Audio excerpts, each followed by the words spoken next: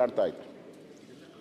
ಪ್ರಾರಂಭದಲ್ಲಿ ಈ ಸರ್ಕಾರ ಬಂದಾಗ ಬಿಜೆಪಿ ಸರ್ಕಾರ ಸರಿ ಇಲ್ಲ, ನಾವು ಬಂದರೆ ನಿಮಗೆ ಕೃಷ್ಣದೇವರಾಯರ ಕಾಲದ ವಿಜಯನಗರವನ್ನು ತೋರಿಸ್ತೀರಿ, ಮುತ್ತು ರತ್ನಗಳನ್ನು ಅಳೆದು ಮಾರ್ತೀರಿ ಅಂತ ಹೇಳಿದರು ರಸ್ತೆನಲ್ಲಿ.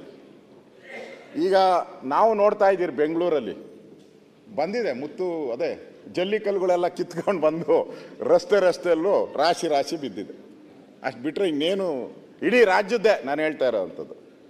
ಈ ರೀತಿ ಭಾಳ ಅಲ್ಲ ಅಣ್ಣ, ಮುಗಿಸ್ಬಿಡ್ತೀನಿ ನಾನು. ಹೇಳಿ ಸರ್, ನಾವು ಮಾತಾಡೋ ಬೇಡ ಅಂತೇಳಿ ಮಾತಾಡೋ ಹೇಳಿ, ಆಮೇಲೆ ನೀವು ಒಂದು ಕಟ್ಟಿಲ್ಲ ಅಂದ್ರೆ ಅದು ಅರ್ಸಿಕೆರೇ ಅಂತ ತಿಳ್ಕೋಬೇಕು. ನೀವು ಮತ್ತೆ ಮಾತಾಡಿ ಶಿವಲಿಂಗ ಅವ್ರೆ. ಯಾರು ಕೊಟ್ಟಿದ್ದು ಕಾಲೇಜ್ ನೀವು ಕೊಟ್ಟು ಹೋದ್ರಿ, ನನಗೆ ಕೊಟ್ಟೋದ್ರಿ, ಸ್ಯಾಂಕ್ಷನ್ ದುಡ್ಡು ಮಾಡಿ ಕೊಟ್ಟು ಇವರಿಗೆ, ಇವರು ಅವ್ರ ಸರ್ಕಾರದಲ್ಲಿ ಇದ್ದಾಗ ಕೊಟ್ಟಿರ್ಲಿಲ್ಲ, ಜೆಡಿಎಸ್ ಕೊಟ್ಟಿದೀವಿ. ಕೊಟ್ಟಿರೋರು ಯಾರು ಅಂತ ಹೇಳಕ್ ಇವ್ರಿಗೆ ಅಂದ್ರೆ ಇವ್ರು ಯಾವ ರೀತಿ ವ್ಯಕ್ತಿ ಅಂತ ಹೇಳ್ಬೇಕು ನಾನು? ಅರೇ ನಿಮ್ಗೆ ಅಷ್ಟು ನಿಷ್ಠೆ ಇಲ್ಲ, ಬರ್ರಿ. ಅಯ್ಯೋ, ಅದನ್ನು ಬೆಂತಡ್ಕೋತೀಯ ಬನ್ನಿ.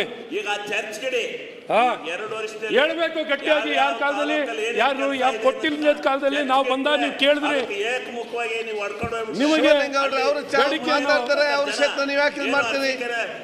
ನಿಮ್ಮ ಕ್ಷೇತ್ರ ಬಂದಾಗ ನೀವು ಮಾತಾಡಿ. ಅಶ್ವಥ್ ನಾರಾಯಣಪ್ಪ ನಿನ್ನ ಹತ್ರ ಬಂದಿದ್ದೆ, ಕೊಟ್ಟೆ ಅಂತ ಥ್ಯಾಂಕ್ಸ್ ಹೇಳಿ ನೀನು ಕಂಪ್ಲೀಟ್ ಮಾಡಿದೆ ಅಂತ ಹೇಳಿ. ಅದು ನಂದು ಈ ಸರ್ಕಾರದ ಅದನ್ನ ಯಾಕೆ ಮುಚ್ಚಿಟ್ಟು ಇದನ್ನ ಹೇಳಕ್ ಹೋಗ್ತೀರಾ? ಅದನ್ನ ಅಧ್ಯಕ್ಷ ಕೂತ್ರಿಸಿ ಶಿವಲಿಂಗ ಅವ್ರೆ, ಅಟ್ಲೀಸ್ಟ್ ಮಾತಾಡೋರ್ಗು ಕಂಪ್ಲೀಟ್ ಮಾಡೋರ್ಗು ಒಂದು ಅರ್ಧ ಗಂಟೆ. ಶಿವಲಿಂಗ ಅವರು ಮಾತಾಡಲಿ. ಅವ್ರು ನೋಡಿ, ಆಡಳಿತ ಪಕ್ಷ ಸದಸ್ಯರಿಗೆ, ಸಭಾಧ್ಯಕ್ಷರೇ ನೋಡಿ, ಇರದೇ 3 ದಿನ ಸದನ, ದಯವಿಟ್ಟು ಅನೇಕ ಶಿವಲಿಂಗ ಅವ್ರೆ ವಿಷಯಗಳು ಚರ್ಚೆ ಆಗಬೇಕು. ಅವರು ನೋಡಿ, ಅವರ ವಿಚಾರನೆ ಹೇಳ್ತಾರೆ, ನೀವು ನಿಮ್ಮ ವಿಚಾರ ಹೇಳ್ತೀರಿ. ನೀವು ಆಡಳಿತ ಪಕ್ಷದಲ್ಲಿದ್ದೀರಿ, ನಿಮ್ಮೆಲ್ಲ ಕೆಲಸ ಆಗಿರ್ಬಹುದು, ಅವ್ರಿಗೆ ಆಗದಿರ್ಬಹುದು. ಅವರ ವಿಚಾರ ಹೇಳ್ತಾರೆ, ನೀವು ಮಾತಾಡೋದು ನೀವು ಮಾತಾಡಿ. ಕೂಡ್ರಿ ಶಿವಲಿಂಗೇಗೌಡರು ಒಂದು ಅರ್ಧ ತಾಸು ಕೊಡ್ತಾರೆ. ಅವ್ರೀಗ ಪ್ರತಿಪಕ್ಷ ನಿಂತುಕೊಂಡು ಅವರ ವಿಚಾರ ಅವ್ರು ಹೇಳ್ತಾರೆ.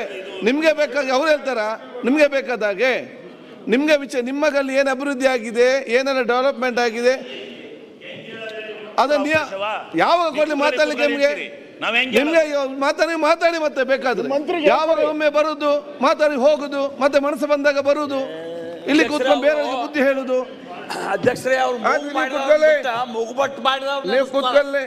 ಮೂಗು ಯಾರು ಮಾಡಿರೋದನ್ನ ಆಯ್ತು. ಸುರೇಶ್ ಅವರೇ, ಸನ್ಮಾನ್ಯ ಅಧ್ಯಕ್ಷ, ಇಲ್ಲ ಇವ್ರಿಗೆ ಶಿವಲಿಂಗೇಗೌಡರಿಗೆ ಸ್ವಾತಂತ್ರ್ಯ ಬಂದು ಇಷ್ಟು ವರ್ಷಕ್ಕೆ ಎಷ್ಟು ಕಾಲೇಜ್ ಕೊಟ್ಟರು ಕುಮಾರಸ್ವಾಮಿ ಅವರು, ಎಷ್ಟು ಆಯ್ತು. ಅದನ್ನ ಈಗ ಯಾಕೆ ನೀವು ಮಾತಾಡಲ್ಲ ಅವೆಲ್ಲ ಸುರೇಶ್ ಅವರೇ? ಅದೆಲ್ಲ ಈಗ ಸ್ವಾತಂತ್ರ್ಯ ಬಂದಾಗ ನೀವು ಡಬಲ್ ನೀವು ಮಾತಾಡೋಕೆ ಮಾತಾಡಿ, ಮುಖ್ಯಮಂತ್ರಿ ನೀವು ಮಾತಾಡೋಕೆ ಮಾತಾಡಿ, ಆಗಿಸ್ಬೇಕು ದಯಮಾಡಿ. ಕೃತಜ್ಞತೆ. ಸುರೇಶ್ ಅವರೇ, ನಾನೆಲ್ಲ ಸದಸ್ಯರಿಗೆ ಹೇಳುದಿಷ್ಟೇ.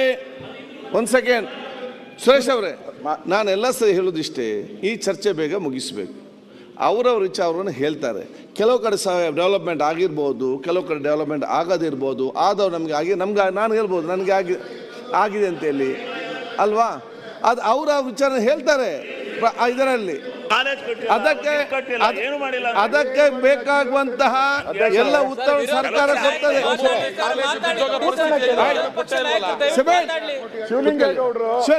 ಸಂಗಮೇಶ್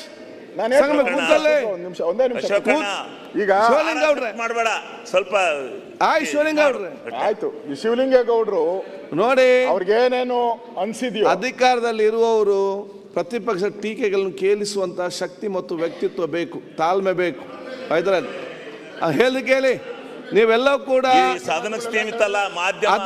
ಅದಕ್ಕೆ ಉತ್ತರ ಕೊಡುವಾಗ ಸರ್ಕಾರ ಕೊಡ್ತದೆ. ನಿಮ್ಗೆ ಬೇಕಾದಾಗೆ ಮಾತಾಡ್ಬೇಕಂತ ಹೇಳಿದ್ರೆ ಆಗುದಿಲ್ಲ. ಸರ್ಕಾರ ಅದಕ್ಕೆ ಉತ್ತರ ಕೊಡ್ತದೆ. ನಿಮ್ಗೆ ಅವ್ರು ಕೂತ್ಕೊಂಡ ನಂತರ ನಿಮ್ಗೆ ಮಾತಾಡುವಾಗ ನೀವೆದ್ದು ನಿಂತು ಎಷ್ಟು ಬೇಕಾದ್ರೂ ಯಾವ ವಿಚಾರ ಬೇಕಾದ್ರೂ ಸೀಮಿತವಾಗಿ ಮಾತಾಡಿ. ಸನ್ಮಾನ್ಯ ಅಧ್ಯಕ್ಷರೇ, ನೋಡಿ ಈ ಪದೇ ನೋಡಿ, ನಾನು ಬೇಗ ಮುಗಿಸ್ಬೇಕು ಅಂತ ಇದ್ದೆ. ಪದೇ ನಾನು ಶಿವಲಿಂಗೇಗೌಡರಿಗೂ ನಾನು ವಿನಂತಿ ಮಾಡ್ತೀನಿ. ಅವರು ಜ್ಞಾನಿಗಳಿದ್ದಾರೆ, ಅವ್ರಿಗೆ ಇಲ್ಲಿ ಸೀಟ್ ಸಿಗಬೇಕಾಯಿತು, ಬಸ್ ಮಿಸ್ ಆಯಿತು. ನಾನು ಹೇಳೋದು ಪರವಾಗಿಲ್ಲ, ಬಸ್ ಮಿಸ್ ಆದ ಪರವಾಗಿಲ್ಲ. ಇವಾಗ ಏನು ರೆಡಿ ಮಾಡ್ಕೊಂಡು ಅವರು ಮಂತ್ರಿ ಯಾರು ಉತ್ತರ ಕೊಡ್ತಾರೋ ಅವ್ರಿಗೆಲ್ಲ ಬರ್ಕೊಟ್ಬಿಡಿ. ಅವ್ರು ಏನೇನು ಬೇಕೋ ಎಲ್ಲ ಓದಲಿ. ಯಾಕಂದರೆ ಮಂತ್ರಿಗಳಿಗೆ ಸ್ವಲ್ಪ ಜ್ಞಾನ ಕಡಿಮೆ ಇರ್ತದೆ. ಅದಕ್ಕೋಸ್ಕರ ಕೊಟ್ಟರೆ ಅವ್ರು ಹೇಳಿ, ಸುಮ್ಮನೆ ಮಧ್ಯೆ ತೊಂದರೆ ಮಾಡೋದ್ರಿಂದ ನಮ್ಮ ಭಾಳಷ್ಟು ಸದಸ್ಯರು ಮಾತಾಡಬೇಕಾಗಿದೆ. ಅದಕ್ಕೋಸ್ಕರ ದಯವಿಟ್ಟು ನಾನು ಪ್ರಮುಖವಾಗಿ ಈ ಸರ್ಕಾರ ಮುಖ್ಯಮಂತ್ರಿಗಳು ಹೊಸದಾಗಿ ಬಂದಾಗ ಅವರು ಭಾಳ ಘೋಷಣೆಗಳನ್ನು ಮಾಡ್ತಾಯಿದ್ರು. ನನಗೂ ಫ್ರೀ, ಮಾದೇವಪ್ಪ ನಿನಗೂ ಫ್ರೀ, ಕಾಕಾ ಪಾಟೀಲ್ ನಿನಗೂ ಫ್ರೀ ಅಂತ ಹೇಳಿ ಘೋಷಣೆಯನ್ನು ಮಾಡಿದ್ರು.